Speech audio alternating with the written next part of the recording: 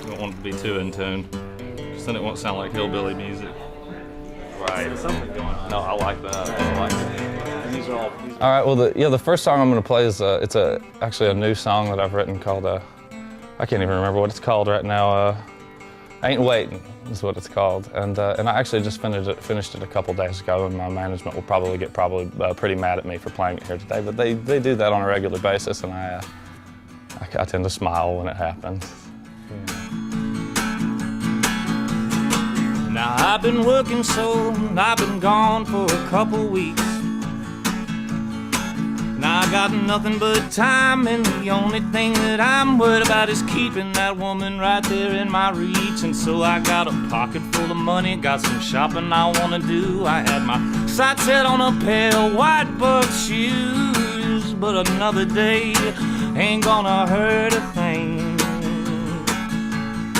I ain't waiting on nobody, and nobody's waiting on me. I ain't waiting on nobody, and nobody's waiting on me. You know, like anybody who plays with me wears a suit. I wear a suit when I play.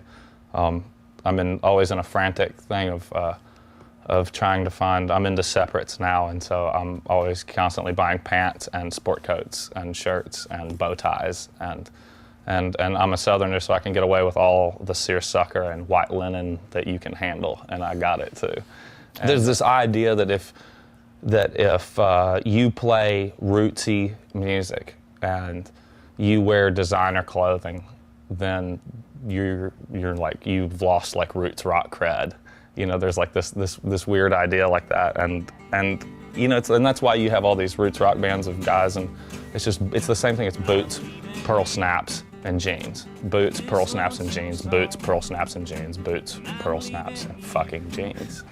You know, and that's great for cowboys, you know, and I dressed like that for a long time, but you know, I've never I've like ridden a horse like when I was a kid, and it was English style, and I've never roped shit, and so I got no business dressing like a cowboy, but you know what, I like my favorite, like my pants when they're held up on stage are held up by a set of Marc Jacobs suspenders, and anybody who's got a problem with that can kiss my ass. And my white shoes, my white patent leather shoes while they're at it.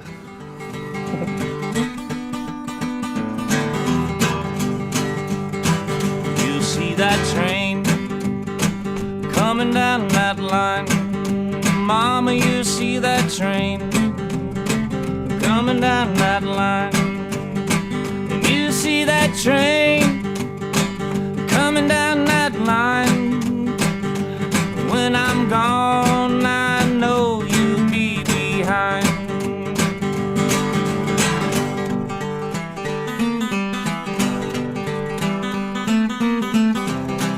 My father got a lot of credit for raising a songwriter, and my father didn't raise a songwriter. My mother raised a songwriter, and I think that with you know, all my mom's been through in her life, the least I could do at that point was to write a song that just let everybody know that they're wrong. That you know, Steve Earle's a rock star, and he was off being a rock star, and Mama was at home being Mama. That's what Nashville's built on. Daddy's gonna be gone, and you just hope that you got Mama that can kick everybody's ass for you when you need it. And my Mama sure can, because she's 6 foot tall, and she knocked the shit out of my daddy a few times and detached his retina with one blow. Is what they say, and she's almost as tall as I am. I am my father's son.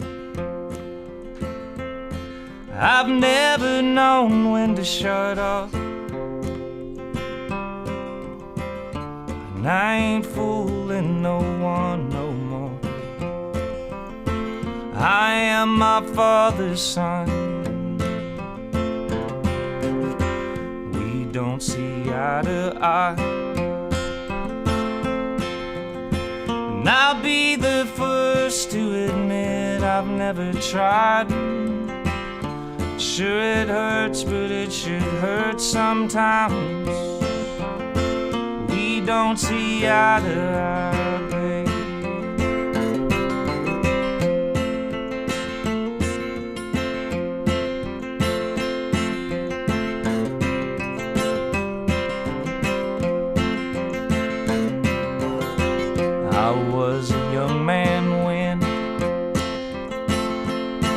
I first found the pleasure in the feel of the sand, and I went down the same road as my old man, but I was younger then.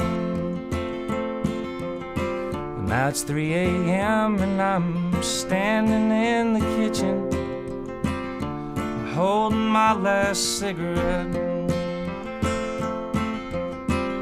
Strike a match and I see my reflection in the mirror in the hall, and I say to myself, I've got my mama's eyes,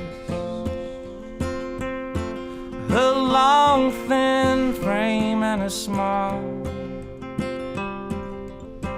and I still see wrong from right, 'cause I've got my mama's eyes. Yeah, I've got my mama's eyes.